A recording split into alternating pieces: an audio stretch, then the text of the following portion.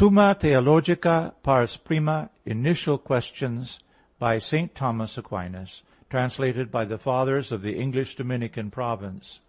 Question 5, of goodness in general. We next consider goodness. First, goodness in general. Secondly, the goodness of God. Under the first head, there are 6 points of inquiry: whether goodness and being are the same really, granted that they differ only in idea, which is prior in thought; granted that being is prior, whether every being is good; to what cause should goodness be reduced; whether goodness consists in mode, species, and order; and whether goodness is divided into the virtuous, the useful, and the pleasant. First article, whether goodness differs really from being. Objection 1. It seems that goodness differs really from being, for Boethius says, "I perceive that in nature the fact that things are good is one thing, that they are is another. Therefore goodness and being really differ." Objection 2. Further, nothing can be its own form, but that is called good which has the form of being, according to the commentary on De Causis. Therefore goodness differs really from being. Objection 3. Further, goodness can be more or less, but being cannot be more or less. Therefore goodness differs really from being. On the contrary, Augustine says that inasmuch as we exist, we are good. I answer that goodness and being are really the same and differ only in idea, which is clear from the following argument. The essence of goodness consists in this, that it is in some way desirable. Hence the philosopher says, goodness is what all desire. Now it is clear that a thing is desirable only insofar as it is perfect, for all desire their own perfection. But everything is perfect so far as it is actual. Therefore it is clear that a thing is perfect so far as it exists, for it is existence that makes all things actual, as is clear from the foregoing. Hence it is clear that goodness and being are the same really, but goodness presents the aspect of desirableness, which being does not present. Reply to Objection 1. Although goodness and being are the same really, nevertheless, since they differ in thought, they are not predicated of a thing absolutely in the same way. Since being properly signifies that something actually is, and actuality properly correlates to potentiality, a thing is, in consequence, said simply to have being, according as it is primarily distinguished from that which is only in potentiality. And this is precisely each thing's substantial being. Hence, by its substantial being, everything is said to have being simply. But by any further actuality, it is said to have being relatively. Thus, to be white implies relative being, for to be white does not take a thing out of simple potential being, because only a thing that actually has being can receive this mode of being. But goodness signifies perfection which is desirable, and consequently of ultimate perfection. Hence that which has ultimate perfection is said to be simply good, but that which has not the ultimate perfection it ought to have, although insofar as it is at all actual, it has some perfection, is not said to be perfect simply, nor good simply, but only relatively. In this way, therefore, viewed in its primal, that is, substantial being, a thing is said to be simply, and to be good relatively, that is, insofar as it has being, but viewed in its complete actuality, a thing is said to be relatively, and to be good simply. Hence the saying of Boethius, "I perceive that in nature the fact that things are good is one thing, that they are is another," is to be referred to a thing's goodness simply and having being simply. Because regarded in its primal actuality, a thing simply exists. And regarded in its complete actuality, it is good simply, in such sort that even in its primal actuality, it is in some sort good, and even in its complete actuality, it in some sort has being. Reply to Objection 2. Goodness is a form so far as absolute goodness signifies complete actuality. Reply to Objection 3. Again, goodness is spoken of as more or less according to a thing's superadded actuality, for example, as to knowledge or virtue. Second article, whether goodness is prior in idea to being. Objection 1. It seems that goodness is prior in idea to being, for names are arranged according to the arrangement of the things signified by the names. But Dionysius assigned the first place among the other names of God to his goodness rather than to his being. Therefore, in idea, goodness is prior to being. Objection 2. Further, that which is the more extensive is prior in idea, but goodness is more extensive than being, because, as Dionysius notes, goodness extends to things both existing and non-existing, whereas existence extends to existing things alone. Therefore, goodness is in idea prior to being. Objection 3. Further, what is the more universal is prior in idea, but goodness seems to be more universal than being, since goodness has the aspect of desirable, whereas to some non-existence is desirable. For it is said of Judas, "It were better for him if that man had not been born." Therefore, in idea, goodness is prior to being. Objection 4. Further, not only is existence desirable, but life, knowledge, and many other things besides. Thus it seems that existence is a particular appetible, and goodness a universal appetible. Therefore, absolutely, goodness is prior in idea to being. On the contrary, it is said by Aristotle that the first of created things is being. I answer that in idea, being is prior to goodness. For the meaning signified by the name of a thing is that which the mind conceives of the thing and intends by the word that stands for it. Therefore, that is prior in idea which is first conceived by the intellect. Now, the first thing conceived by the intellect is being, because everything is knowable only inasmuch as it is in actuality. Hence, being is the proper object of the intellect, and is primarily intelligible, as sound is that which is primarily audible.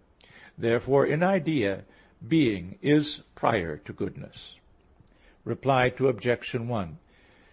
Dionysius discusses the divine names as implying some causal relation in God, for we name God, as he says, from creatures as a cause from its effects. But goodness, since it has the aspect of desirable, implies the idea of a final cause, the causality of which is first among causes, since an agent does not act except for some end, and by an agent matter is moved to its form. Hence the end is called the cause of causes. Thus goodness as a cause is prior to being, as is the end to the form. Therefore, among the names signifying the divine causality, goodness precedes being. Again, according to the Platonists, who, through not distinguishing primary matter from privation, said that matter was non-being, goodness is more extensively participated than being, for primary matter participates in goodness as tending to it, for all seek their like. But it does not participate in being, since it is presumed to be non-being. Therefore Dionysius says that goodness extends to non-existence. Reply to Objection 2. The same solution is applied to this objection.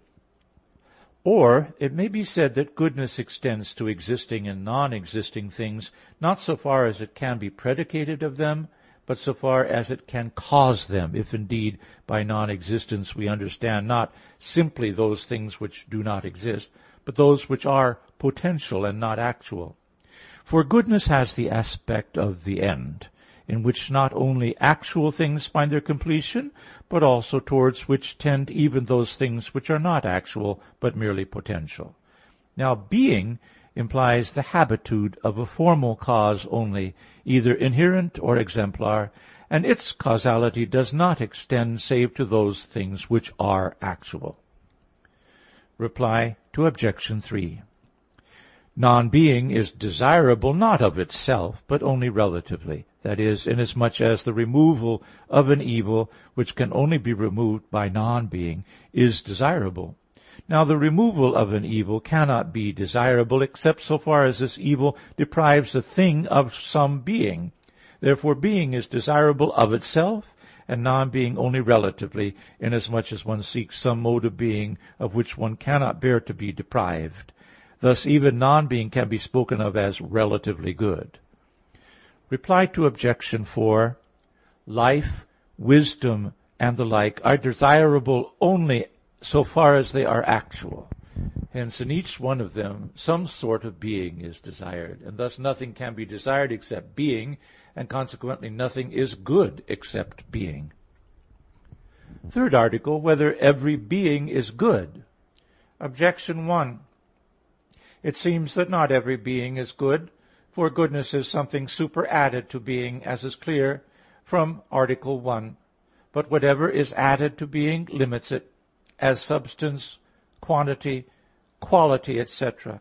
Therefore goodness limits being. Therefore not every being is good. Objection 2. Further, no evil is good. Woe to you that call evil good and good evil. But some things are called evil. Therefore not every being is good. Objection 3. Further, goodness implies desirability.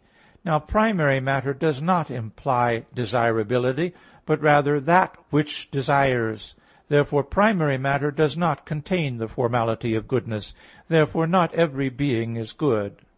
Objection 4. Further, the philosopher notes, in mathematics goodness does not exist, but mathematics are entities, otherwise there would be no science of mathematics. Therefore not every being is good. On the contrary, every being that is not God is God's creature. Now every creature of God is good, and God is the greatest good. Therefore every being is good. I answer that every being as being is good, for all being as being has actuality and is in some way perfect, since every act implies some sort of perfection, and perfection implies desirability and goodness, as is clear from Article 1. Hence it follows that every being as such is good. Reply to Objection 1. Substance, quantity, quality, and everything included in them limit being by applying it to some essence or nature. Now in this sense, goodness does not add anything to being beyond the aspect of desirability and perfection, which is also proper to being, whatever kind of nature it may be. Hence goodness does not limit being. Reply to Objection 2. No being can be spoken of as evil, formally as being, but only so far as it lacks being. Thus a man is said to be evil because he lacks some virtue, and an eye is said to be evil because it lacks the power to see well. Reply to Objection 3. As primary matter has only potential being, so it is only potentially good. Although, according to the Platonists, primary matter may be said to be a non-being on account of the privation attaching to it, nevertheless it does participate to a certain extent in goodness, namely by its relation to or aptitude for goodness. Consequently, to be desirable is not its property, but to desire. Reply to Objection 4. Mathematical entities do not subsist as realities, because they would be in some sort good if they subsisted. But they have only logical existence, inasmuch as they are abstracted from motion and matter. Thus they cannot have the aspect of an end, which itself has the aspect of moving another. Nor is it repugnant that there should be in some logical entity neither goodness nor form of goodness, since the idea of being is prior to the idea of goodness, as was said in the preceding article. Fourth article, whether goodness has the aspect of a final cause. Objection 1. It seems that goodness has not the aspect of a final cause, but rather of the other causes. For, as Dionysius says, goodness is praised as beauty, but beauty has the aspect of a formal cause. Therefore, goodness has the aspect of a formal cause. Objection 2. Further, goodness is self-diffusive, for Dionysius says that goodness is that whereby all things subsist and are. But to be self-giving implies the aspect of an efficient cause. Therefore, goodness has the aspect of an efficient cause. Objection 3. Further, Augustine says that we exist because God is good. But we owe our existence to God as the efficient cause. Therefore, goodness implies the aspect of an efficient cause. On the contrary, the philosopher says that that is to be considered as the end and the good of other things, for the sake of which something is. Therefore, goodness has the aspect of a final cause. I answer that since goodness is that which all things desire, and since this has the aspect of an end, it is clear that goodness implies the aspect of an end. Nevertheless, the idea of goodness presupposes the idea of an efficient cause and also of a formal cause, for we see that what is first in causing is last in the thing caused. Fire, for example, heats first of all before it reproduces the form of fire, though the heat in the fire follows from its substantial form. Now in causing, goodness and the end come first, both of which move the agent to act. Secondly, the action of the agent moving to the form. Thirdly, comes the form. Hence, in that which is caused, the converse ought to take place, so that there should be a first, the form whereby it is a being. Secondly, we consider in it its effective power, whereby it is perfect in being. For a thing is perfect when it can reproduce its like, as the philosopher says. Thirdly, there follows the formality of goodness, which is the basic principle of its perfection. Reply to Objection 1. Beauty and goodness in a thing are identical fundamentally, for they are based upon the same thing, namely the form, and consequently goodness is praised as beauty. But they differ logically, for goodness properly relates to the appetite, goodness being what all things desire, and therefore it has the aspect of an end, the appetite being a kind of movement towards a thing. On the other hand, beauty relates to the cognitive faculty, for beautiful things are those which please when seen. Hence beauty consists in due proportion, for the senses delight in things duly proportioned, as in what is after their own kind, because every sense is a sort of reason, just as is every cognitive faculty. Now, since knowledge is by assimilation, and similarly relates to form, beauty properly belongs to the nature of a formal cause. Reply to Objection 2. Goodness is described as self-diffusive in the sense that an end is said to move. Reply to Objection 3. He who has a will is said to be good so far as he has a good will, because it is by our will that we employ whatever powers we may have. Hence a man is said to be good not by his good understanding, but by his good will. Now the will relates to the end as to its proper object. Thus the saying, "We exist because God is good," has reference to the final cause. Fifth article, whether the essence of goodness consists in mode, species, and order.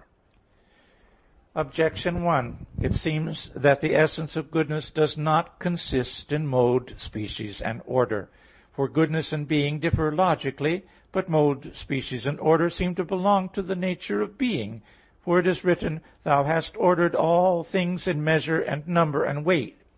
And to those three can be reduced species, mode, and order, as Augustine says. Measure fixes the mode of everything, number gives it its species, and weight gives it rest and stability. Therefore the essence of goodness does not consist in mode, species, and order. Objection 2. Further, mode, species, and order are themselves good. Therefore, if the essence of goodness consists in mode, species, and order, then every mode must have its own mode, species, and order. The same would be the case with species and order in endless succession. Objection 3. Further, evil is the privation of mode, species, and order. But evil is not the total absence of goodness. Therefore the essence of goodness does not consist in mode, species, and order. Objection 4. Further, that wherein consists the essence of goodness cannot be spoken of as evil. Yet we can speak of an evil mode, species, and order. Therefore the essence of goodness does not consist in mode, species, and order. Objection 5. Further, mode, species, and order are caused by weight, number, and measure, as appears from the quotation from Augustine. But not every good thing has weight, number, and measure, for Ambrose says, "It is of the nature of light, not to have been created in number, weight, and measure." Therefore the essence of goodness does not consist in mode, species, and order. On the contrary, Augustine says, "These three, mode, species, and order, as common good things, are in everything God has made." Thus, where these three abound, the things are very good. Where they are less, the things are less good. Where they do not exist at all, there can be nothing good. But this would not be unless the essence of goodness consisted in them. Therefore the essence of goodness consists in mode, species, and order. I answer that everything is said to be good so far as it is perfect, for in that way only is it desirable. Now, a thing is said to be perfect if it lacks nothing according to the mode of its perfection. But since everything is what it is by its form, and since the form presupposes certain things, and from the form certain things necessarily follow, in order for a thing to be perfect and good, it must have a form together with all that precedes and follows upon that form. Now the form presupposes determination or commensuration of its principles, whether material or efficient, and this is signified by the mode.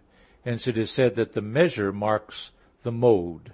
But the form itself is signified by the species, for everything is placed in its species by its form. Hence the number is said to give the species, for definitions signifying species are like numbers, according to the philosopher, for as a unit added to or taken from a number changes its species, so a difference added to or taken from a definition changes its species. Further, upon the form follows an inclination to the end, or to an action, or something of the sort, where everything, insofar as it is in act, acts and tends towards that which is in accordance with its form, and this belongs to weight and order. Hence the essence of goodness, so far as it consists in perfection, consists also in mode, species, and order. Reply to Objection 1. These three only follow upon being so far as it is perfect, and according to this perfection it is good. Reply to Objection 2. Mode, species, and order are said to be good and to be beings, not as though they themselves were subsistences, but because it is through them that other things are both beings and good. Hence they have no need of other things whereby they are good, for they are spoken of as good, not as though formally constituted so by something else, but as formally constituting others good. Thus whiteness is not said to be a being as though it were by anything else, because by it something else has accidental being, as an object that is white. Reply to Objection 3. Every being is due to some form. Hence, according to every being of a thing is its mode, species, and order. Thus a man has a mode, species, and order as he is white, virtuous, learned, and so on, according to everything predicated of him. But evil deprives the thing of some sort of being, as blindness deprives us of that being which is sight. Yet it does not destroy every mode, species, and order, but only such as follow upon the being of sight. Reply to Objection 4. Augustine says, "Every mode as mode is good," and the same can be said of species and order. But an evil mode, species, and order are called so as being less than they ought to be, or as not belonging to that which they ought to belong. Therefore they are called evil because they are out of place and incongruous. Reply to Objection 5. The nature of light is spoken of as being without number, weight, and measure, not absolutely, but in comparison with corporeal things, because the power of light extends to all corporeal things, inasmuch as it is an active quality of the first body that causes things, namely the heavens. Sixth article, whether goodness is rightly divided into the virtuous, the useful, and the pleasant. Objection 1. It seems that goodness is not rightly divided into the virtuous, the useful, and the pleasant, for goodness is divided by the 10 predicaments, as the Philosopher says. But the virtuous, the useful, and the pleasant can be found only under one predicament. Therefore, goodness is not rightly divided by them. Objection 2. Further, every division is made by opposites. But these three do not seem to be opposites, for the virtuous is pleasing, and no wickedness is useful. Whereas this ought to be the case if the division were made by opposites, for then the virtuous and the useful would be opposed, until he speaks of this. Therefore, this division is incorrect. Objection 3. Further, where one thing is on account of another, there is only one thing. But the useful is not goodness, except so far as it is pleasing and virtuous. Therefore, the useful ought not to divide it against the pleasant and the virtuous. On the contrary, Ambrose makes use of this division of goodness. I answer that this division properly concerns human goodness. But if we consider the nature of goodness from a higher and more universal point of view, we shall find that this division properly concerns goodness as such.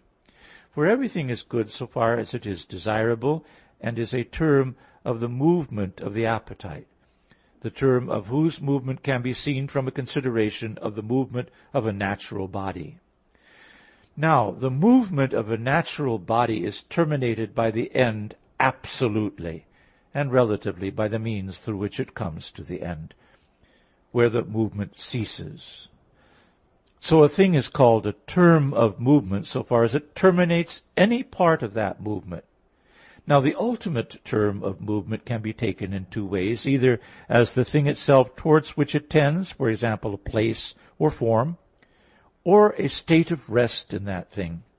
Thus, in the movement of the appetite, the thing desired that terminates the movement of the appetite relatively, as a means by which something tends towards another, is called the useful. But that sought after as the last thing, absolutely terminating the movement of the appetite, as a thing towards which for its own sake the appetite tends, is called the virtuous. For the virtuous is that which is desired for its own sake. But that which terminates the movement of the appetite in the form of rest in the thing desired is called the pleasant. Reply to Objection 1. Goodness, so far as it is identical with being, is divided by the 10 predicaments, but this division belongs to it according to its proper formality. Reply to Objection 2. This division is not by opposite things, but by opposite aspects. Now those things are called pleasing which have no other formality under which they are desirable, except the pleasant, being sometimes hurtful and contrary to virtue. Whereas the useful applies to such as have nothing desirable in themselves, but are desired only as helpful to something further, as the taking of bitter medicine. While the virtuous is predicated of such as are desirable in themselves. Reply to Objection 3. Goodness is not divided into these three as something univocal to be predicated equally of them all, but as something analogical to be predicated of them according to priority and posteriority. Hence it is predicated chiefly of the virtuous, then of the pleasant, and lastly of the useful. The end of question 5.